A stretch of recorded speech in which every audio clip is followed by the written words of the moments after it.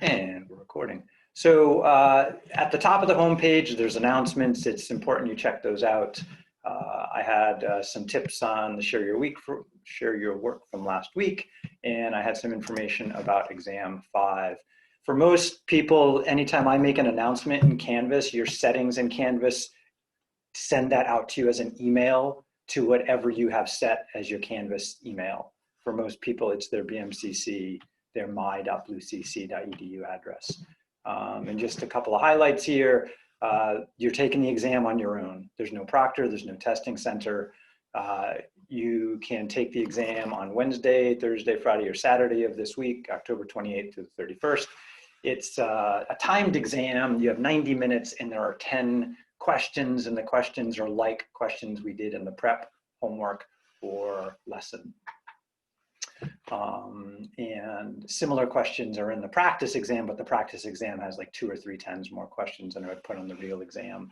And again, you can use any resource you want. You can look back at your old homework and test, but that you got to be cautious about that. I'll explain why in a minute.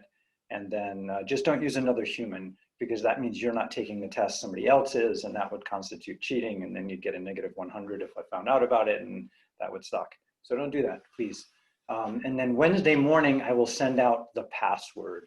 And just to be safe, I'll send that out in 2 different ways. I'll post a new announcement. So at the top of the page, it'll say, hey, here's the password for the exam. I'll also put it in the Canvas inbox. So then that password should be in at least 3 places. It'll be at the top of the course, it'll be in your student email, and it'll be in the Canvas inbox. And I'll post that Wednesday morning for those of you who want to just get this done. But if anyone wants more time, then hey, wait till another day.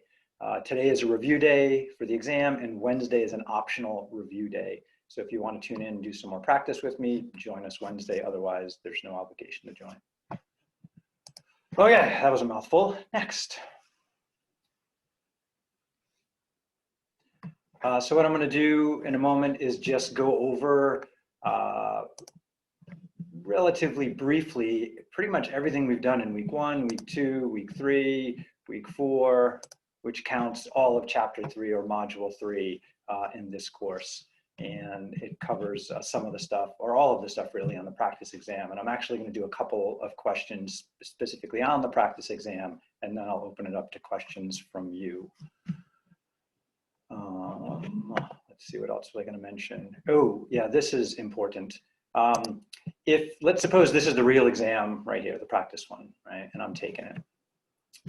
Start, and I am, bumping along, and I remember, oh yeah, this was in one of my other homework assignments. So then I say, okay, I'm just going to go in a new tab, open up my other homework assignment, and look back at how I did that one to maybe help me with this one. Now, if you spend too much time jumping back and forth between questions, you're not going to get this done in time. So what you should have is a set of organized notes about the things we've covered.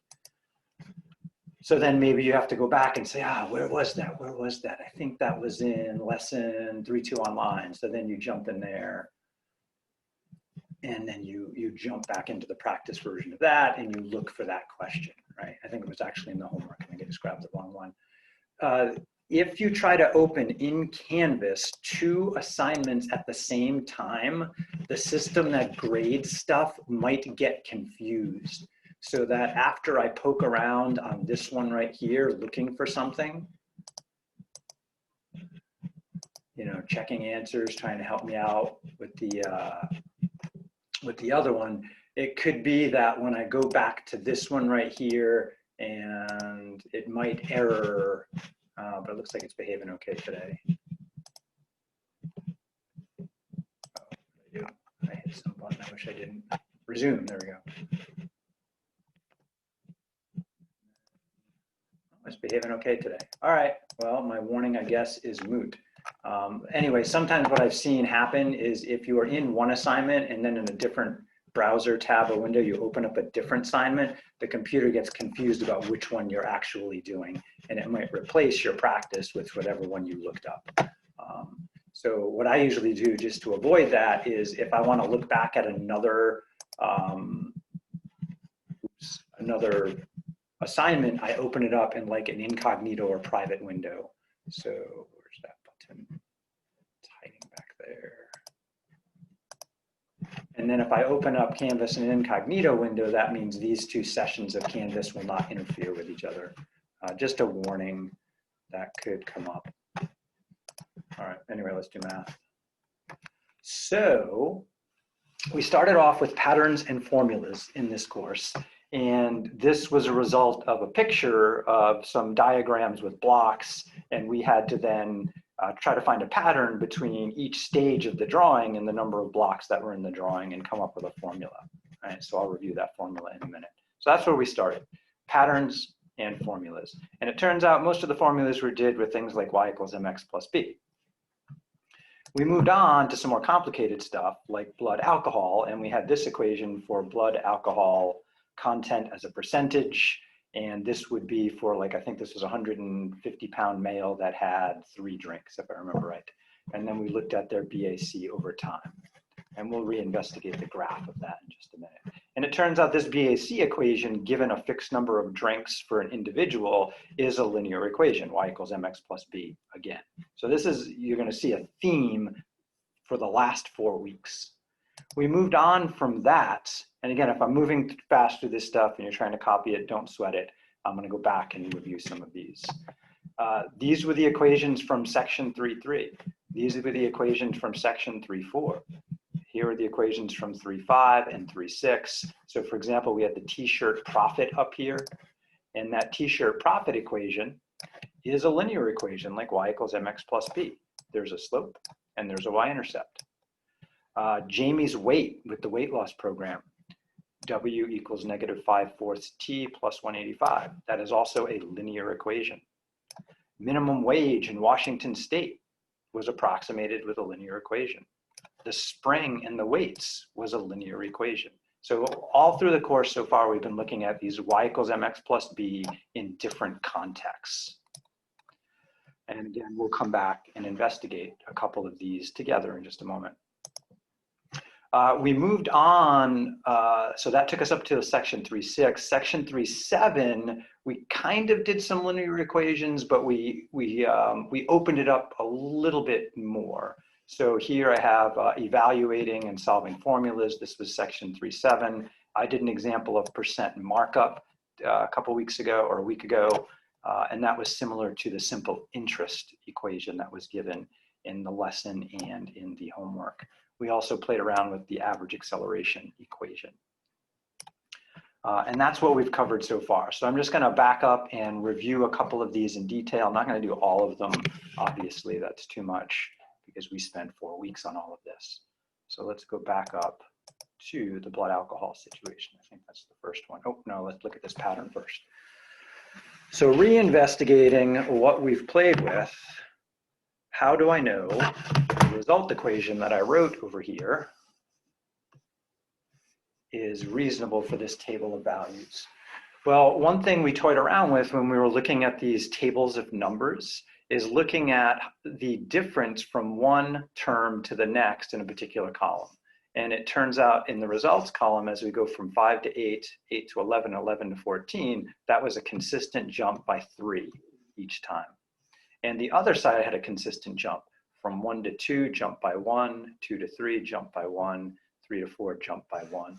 And so if I kind of relate this to the y equals mx plus b stuff there, then this 3 number on the result is my y column. That plus 3 is the rise of my slope, and the plus 1 is the run of my slope. And sometimes we say that slope is equal to rise over run. And so that would be a 3 over 1, or more simply, just 3.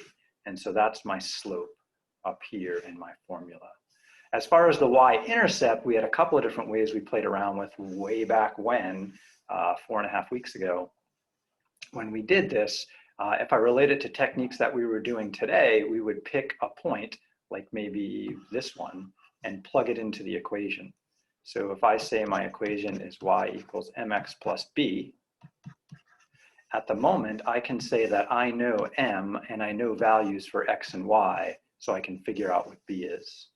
So then if I plug in this 0.28, y is 8, I just discovered m is 3, and x in this case, I'm picking it to be 2. And we've done this many times over the last few weeks. We have to do the multiplication here first, and then we can subtract the 6 and see, oh, it looks like b should be 2 here. And so that's one way to come up with that equation up there with the slope and the y-intercept. So now I have an equation, y equals 3x plus b, 2 is b, or I could write it in terms of the way I called these things up here, the stage and the result. Stage was n. So I could also say result equals 3n plus 2. So we started playing with linear stuff right in the very beginning of the course with those patterns. Patterns went from pictures to tables to equations. Moving along. We then jumped into blood alcohol. And we were asked to do a calculation, and I believe it was a 150-pound male that had 3 drinks, and that led us to this number right here. But I just want to point out that this is a linear equation. The independent variable is my B here, the blood alcohol content as a percent. The dependent variable, I said that backwards, sorry. Dependent variable is this guy. It depends on what time we look at. So time is independent.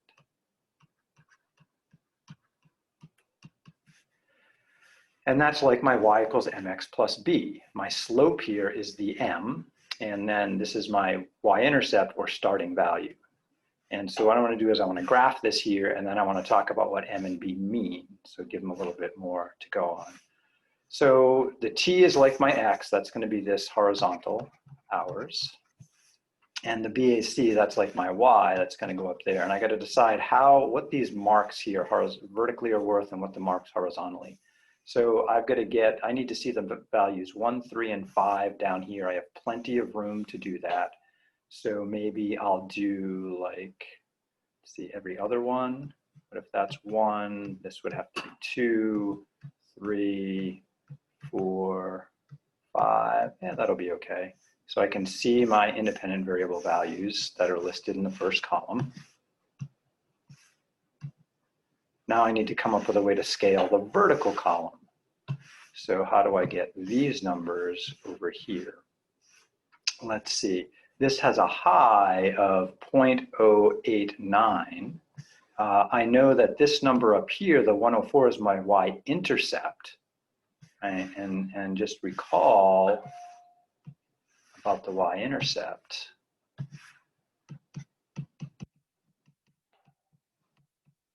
The y-intercept is really a point. It's 0 for x and whatever b is for y. So ours is the point 0, 0.104.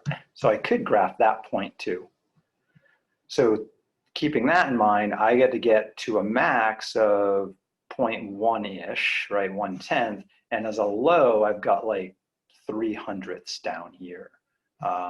So maybe I need to get from 0 to 1 up at the top. So let's count off for that.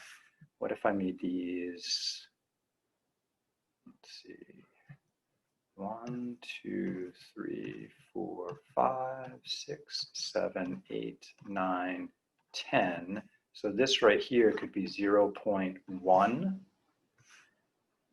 And if that was 0.1, this would be 0.09, and down here would be 0.01. That'll work.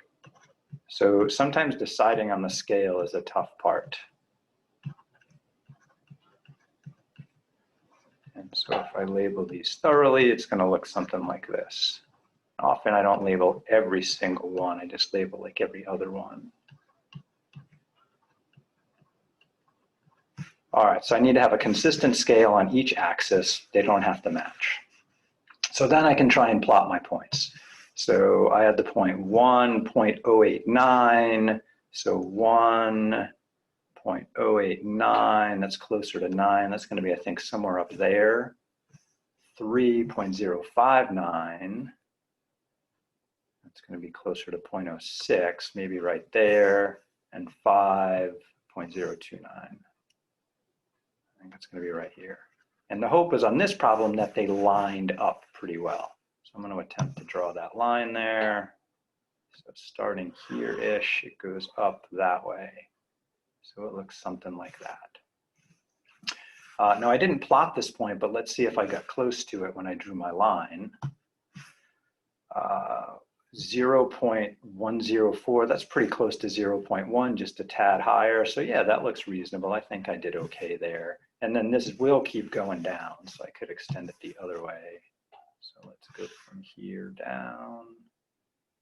And it's going to zero out somewhere down there. And we played with when did that happen when we did this problem. So here I have a graph of what I believe this equation to be.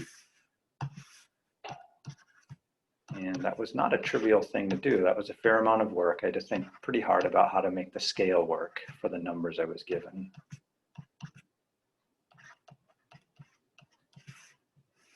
So that's my best graph there. Graph paper really helps. If you don't have graph paper at home, then try to fake it with lined paper. If you need tips on that, let me know. Like at home, I don't usually have graph paper hanging around, but I do in my office. So at home, I got to fake it.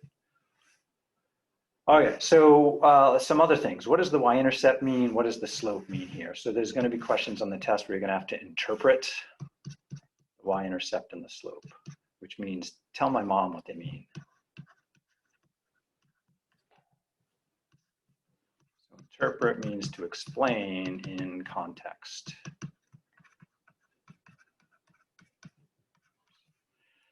So the context for like the y-intercept here, the x value here is the number of hours that have gone by since the person started drinking. And this right here is the BAC as a percentage. Okay. So I could say something like this person's BAC, I want to write a sentence. Oops, I forgot the word person.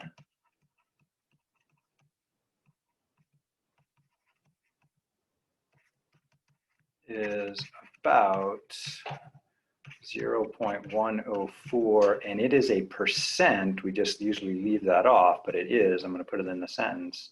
It's about that immediately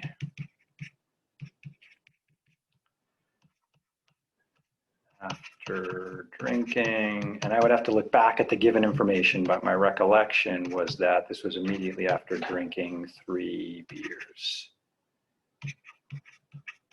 I'm thinking about the writing principle for the class. I want to, as completely as possible, state this so that we have a little background context about what the heck this number 0.104 means.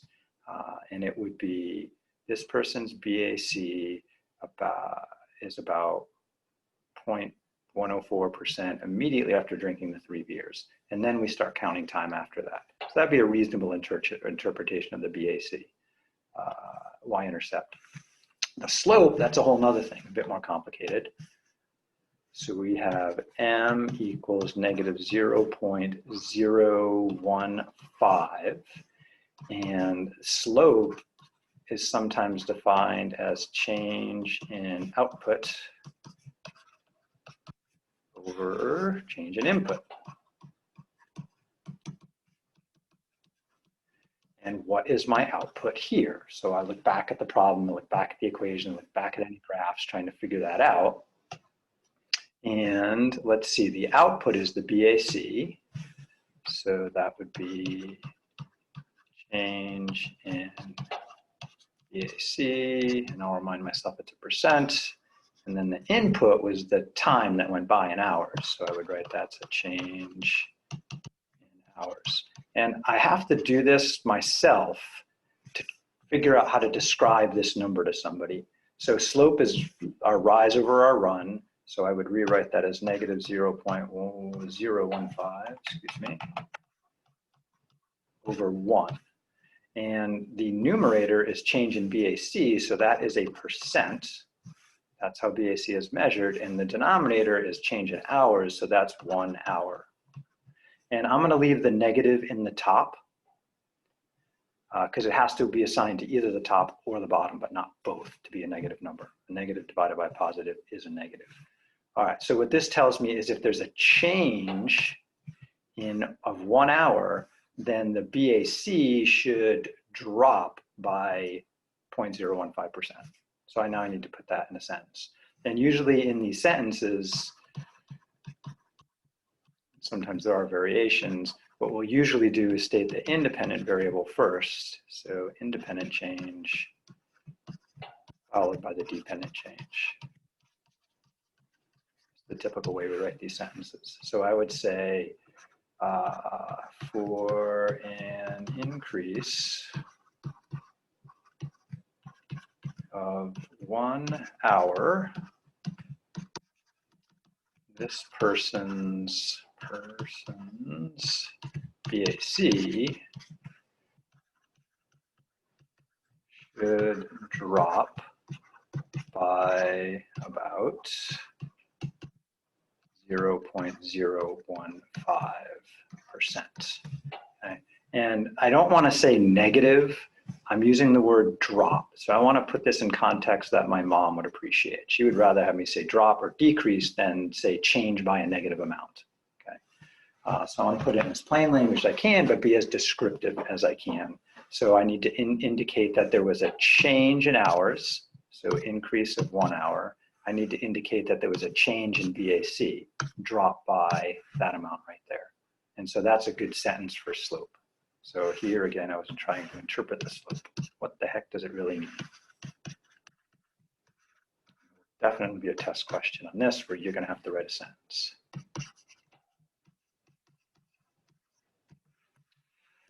Okay, moving along in our review. Let's see, what did I have next? Let's take a look at a minimum wage example. So I'm going to pull a problem from the practice exam.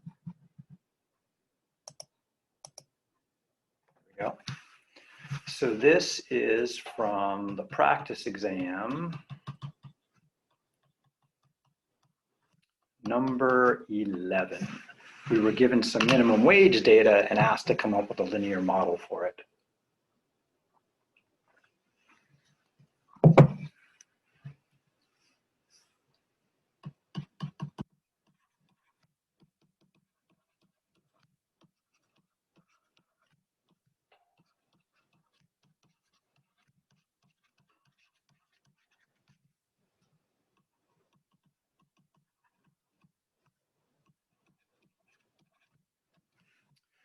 And we need to define some variables to do that. And sometimes in the problems we have X and Y's, and sometimes they're something else. So I think this problem might have had a W for the federal minimum wage.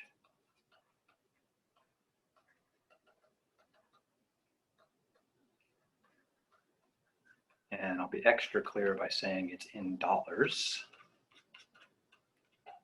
And then I'm going to have T for my variable. And often we don't use the actual year for the variable in an equation like this. We pick a starting point and measure years after that. So T is going to be years after 1990. And sometimes you're told that in the problem. Sometimes you have to just decide to do that on your own. And this problem actually said to do this. So one thing I'm just going to notice here is, so I need to come up with a y equals mx plus b here. And instead of a y, they want me to use w. And instead of an x, they want me to use t. So I'm going to have a w equals mt plus b. And I got to figure out what are m and b. And one thing I notice here is, although the years jump consistently by 5, the minimum wage does not jump by consistently. First it jumps by $1, and then it jumps by 75 cents, and then it doesn't jump, and then it jumps 225. So I don't know which 2 points to pick. And it's a bad idea to randomly pick 2 points if they don't change consistently. So we're going to have to graph this. So graph to decide which points to pick. And I think I can squeeze that in underneath here. Let's give it a shot.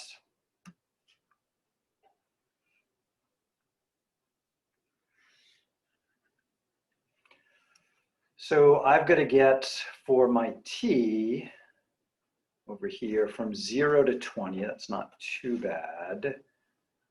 What if I did something like 5, 10, 15, 20? Seems a little tight, but maybe that's okay. Could give myself more space, perhaps. We'll just do that. 5, 10, 15, 20. And then these numbers, usually I look at the list and I find what's the smallest number. So the smallest is 325 and the largest is 7. So I got to get from 3 to 7. Now, if I scale just by 1 here, I really don't need to see anything under 3. So I don't really have to do that. So I think I might do something like make a little mark that I'm breaking the axis. I'm not going from 0. And I'm going to put 3 right here, I think. Let's use a different color. I make that 3. What if I made that 4, 5, 6, 7? I think that'll work. And what's important here is that the distance from 3 to 4 is the same as the distance from 4 to 5, and 5 to 6, and 6 to 7. And I almost made that happen. So 6 is really right on that line there. All right, and then I'm skipping from 0 to 3. So that's why I put that little squiggle there. I broke the axis. I didn't start at 0. So what do we got? Let's plot these points. I think we're ready. Plot them in red, maybe. So I have to find 0, 3.25. So that's 4, 3.5, 3.25 should be about there. 5, 4.25, that should be about there. 10 goes with 5, that's a nice easy one. Right there. 15 goes with 5, right there. And 20 goes with 7.25, so 27, 7.25 should be about here-ish. All right, did I get that right? I think I did. 3.25, 3, 4, 5, 6, 7. Yep, looks good. All right, so then we have to imagine a line through this. Now, here's some bad examples. If I were to randomly pick like these middle 2 points and say that's my line, I don't think that shows the trend. This is increasing. I could start at the first point and go to the last point. That's not too bad. Looks like I hit maybe 1, 2, 3 of those points, but those 2 are underneath. There's nothing above. Maybe. Or I could try to maybe use these 2 middle ones there. If I went through there, something like that, and then try and extend that line back the other way too. Can I do that with this tool? Sometimes my digital pen is a little bit, can I slide it down? So maybe that could be my model right there. So somehow I got to make a decision on which 2 points to pick. And this particular problem actually showed a line with a hint on what to do. So I'm just going to show this one. So I was thinking about picking 2 points kind of in the middle there. And depending on which 2 points I pick, I'll get slightly different answers. All right, so this one right here, looking at this picture, let's blow it up. It looks like in the picture I show here, I'm picking the first and third points. In my sketch on my paper, I was thinking about picking the second and third points. Does that seem too far off from each other? Well, no, that second one's kind of close to that line I drew there too. So you need to plot your points and you need to draw your line. Sometimes I'll give you some hints like this one on a particular problem. So I'm gonna go with the hint that was kind of shown here, that the first one and the third one are closest to the line that I drew on that picture. Back my notes. So I'm just going to highlight the ones that I'm going to pick. I decided to pick that point there and that point there. So that would be up here. Let's use the highlighter, 0, 3.25, and then the other one was 10, 5. So those are my 2 points to find the slope. So when the points don't line up, it is not a trivial decision to decide which 2 points to pick. It takes some deliberation. So make a graph, be careful.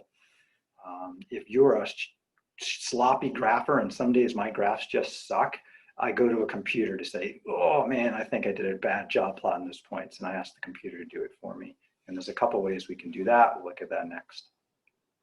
So I'm ready to find my slope now. So my slope is going to be 5 minus 3.25 divided by 10 minus 0. And on a calculator, I would enter that as with parentheses, 5 minus 3.25 divided by parentheses, 10 minus 0. Let's see what I get.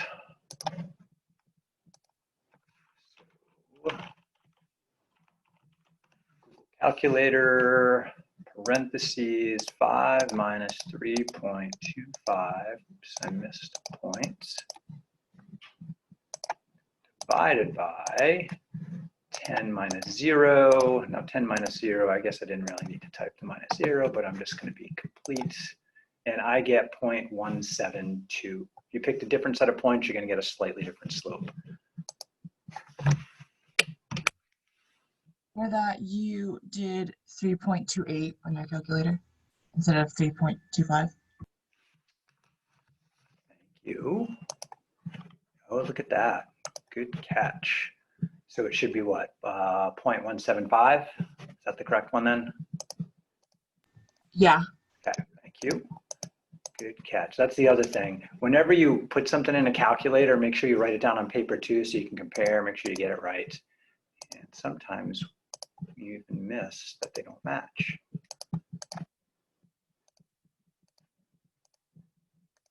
Okay, good.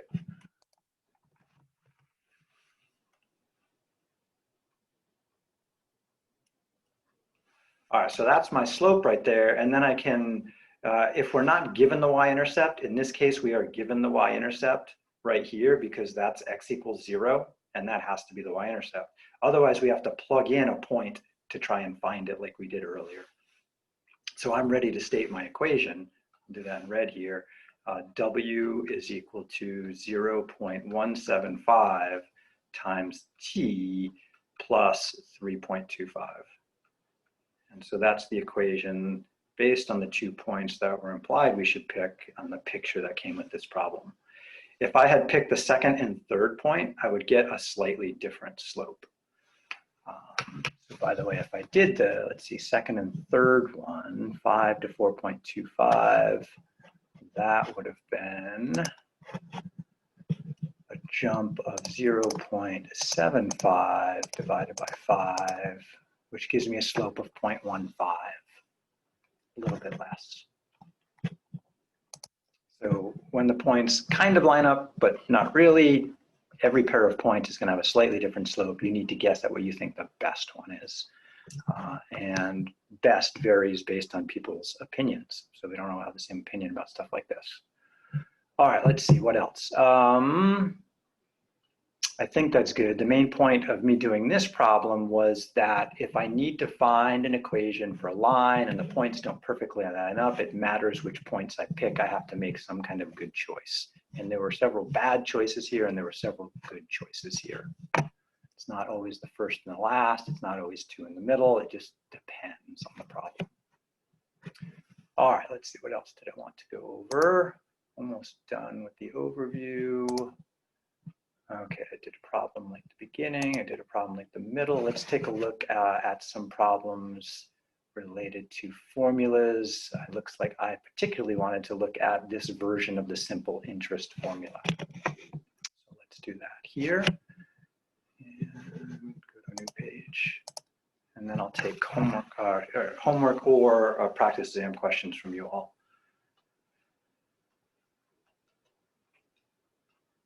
So this came up in lesson 3.7 in the homework.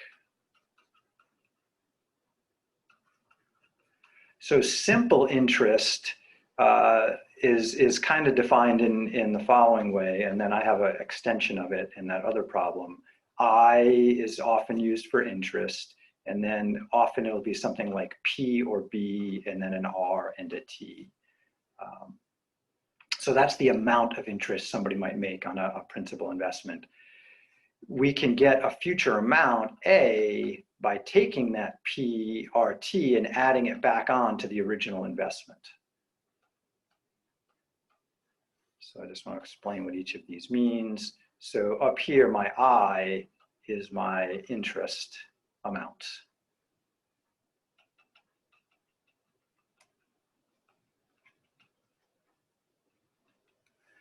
And then P is what's called a principal or a balance. So I'm going to call it the principal investment.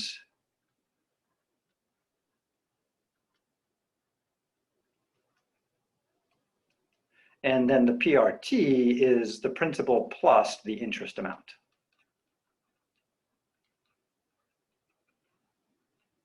Okay.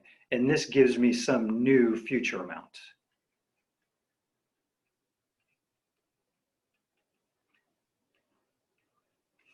And the A is for the amount that we end up with in the future. And the reason we're combining the simple interest with the principal investment is this is going to lead us in the next section into an idea of compound interest, which is how savings account work, it's how credit cards work, it's how bank loans work for a house or a car. Anytime money is transacted and some interest is paid and there's a balance left behind, we have to consider compound interest. And that's what this formula is going to warm us up to. We'll do that next week.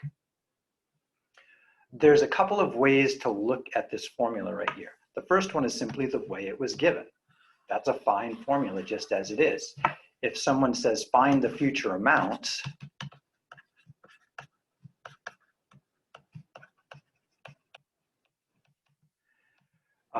when we had an investment of P equals, let's say $500, R equals, let's say 3%. Good luck getting 3% on a savings account these days. And T, let's say we let it go for half a year, so 0.5 years. So if we're given everything we need on the right side, we just plug in and see what happens.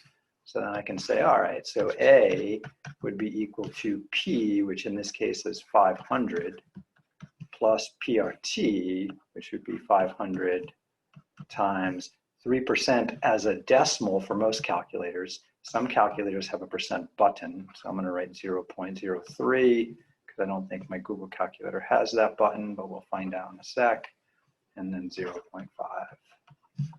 And so I would just plug that into my calculator exactly as I see it from the formula. I don't have to do it in stages. This is important that we learn how to use our calculator fully. So I'm just going to write exactly what I wrote for the formula. 500 plus 500 times 0.03 times 0.5. And I think I typed that correctly. And so I get $507.50 at 3%, oops, wrong way, half a year.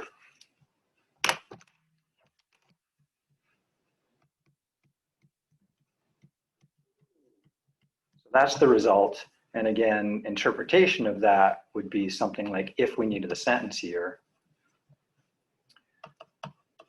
$500 invested at 3% for half of a year, how about gives us a total of $507.50 is what is calculated there. So pretty straightforward. I just plug in and go. We looked at this formula a slightly different way, given the idea of what's called factoring. And factoring is the reverse of distributing.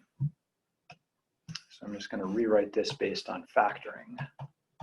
So let's factor the formula A equals P plus PRT. And to factor means to look at an expression that has an addition or subtraction and identify, is there a common piece on each side of the addition or subtraction? And in this case, there is a P on both sides of the addition.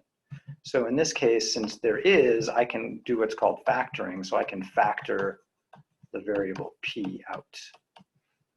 When you factor something out, you write it and then parentheses. And then what happens next is this is like dividing by P.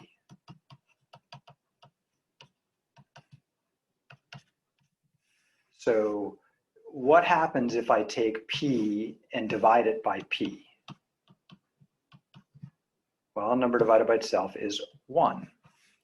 And then I have PRT here.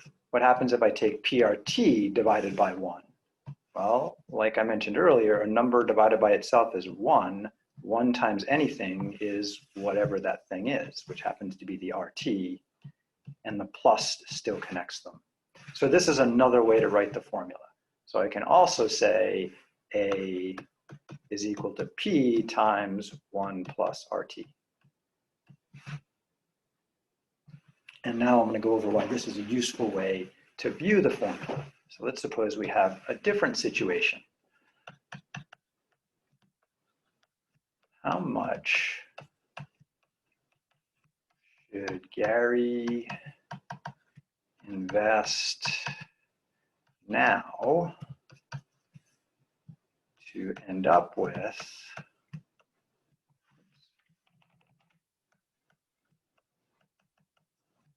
let's say Gary wants a new entertainment system and maybe it costs $600 in 6 months. Oh, no, let's not do 6 months. Let's make it easier. 1 year. All right, so I got to figure out what I'm given here and what I need to find. So this says, how much should Gary invest now? So that's not the future amount, right? That's the present amount. And I don't know what that is because it says how much. So what this part here is telling me is P equals what? It's unknown. I don't know it. I want to end up with 600. That's the future amount. So this is saying A is 600. 1 year later, T is 1, and I'm missing something. Oops, I forgot a percentage. So let's say at, and let's go with 2%. And so that would be my R. And when I plug into the formula here, I really have to understand that I was not given P, I was given A, right? So I have to solve this instead. So let's take this to a new page. So I was given the formula A equals P plus PRT, and we came up with an alternative for that formula, A equals P parentheses 1 plus RT. And then we were given the information that A was 600, T was 1, and R was 0.02, and I need to find P. So that gives me 600 equals P times 1 plus 0.02 times 1. And so I'm just going to clean up what I can. 0.02 times 1 is 0.02, 200ths. And I can definitely add that to 1. That's going to give me 1.02. And so now I have P times 1.02 equals 600. And given this alternate version of the formula here, I can easily solve this by just dividing.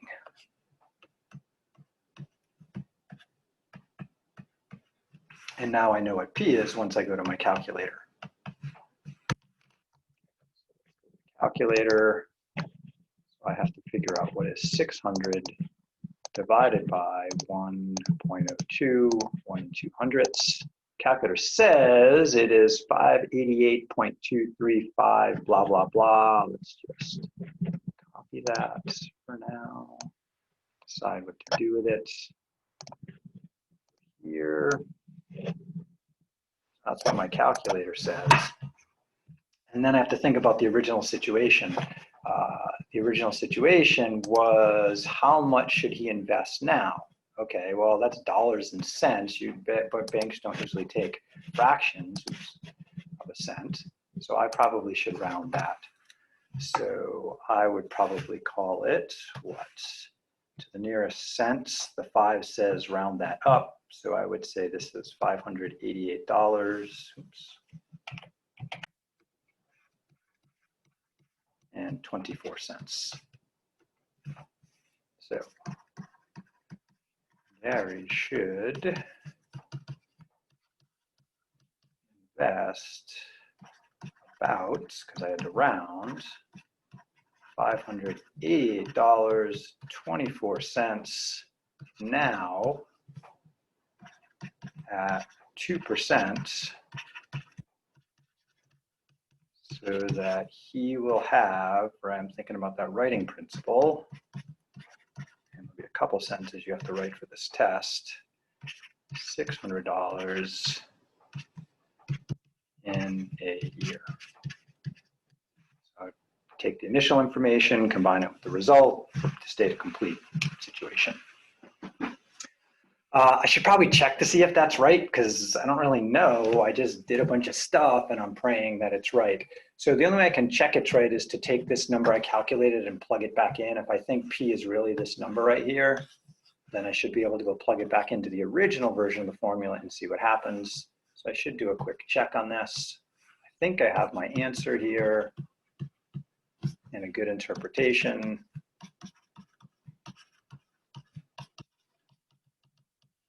Now I'm going to do a quick check by plugging into the original. So A equals P, which I think is 588.24, plus P again, 588.24 times the rate, 0.02, times the time, 1.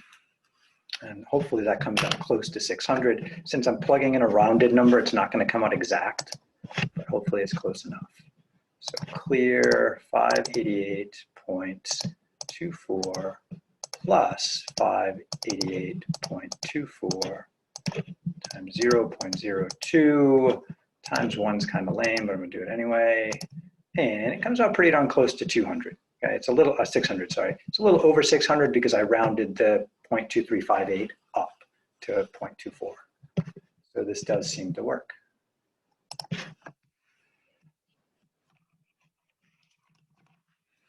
just going to make a note to myself. That was about 600. Check. It works. I have a good answer here, and I have a reasonable interpretation of it. All right, so those were all the things I wanted to cover. It's kind of a review of everything we've done this quarter so far in the last 4.5 weeks. So I'm going to stop the recording here.